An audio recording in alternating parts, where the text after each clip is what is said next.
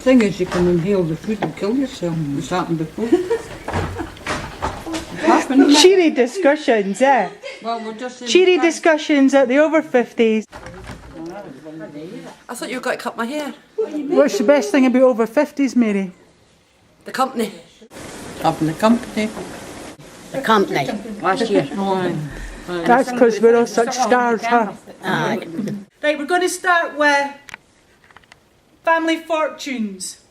Name the top 7 famous Michaels. Michael Douglas. She's not supposed to try it, didn't we?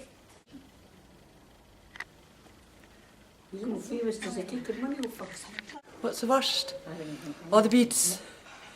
The beads. You didn't like the sweeties, eh? Because obviously you didn't like chocolate. No. How many did you eat? Come on, tell the truth. Quite a few. How many? The whole box, Mary. Come on, Oh, spit I didn't it. eat the whole box. What's your favourite thing about over 50s? Apart from your sterling daughter. Chatting to all these nice people.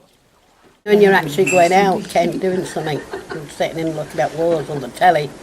I never had that either. Discussions, whether it's gospel or just in general. What's the favourite thing you do over 50s? Now, didn't you say beat me at Domino's? Aye. My favourite is the domino is, it's the tri-dominoes. So if you weren't over 50s, what would you be doing instead? I'd be in my bed.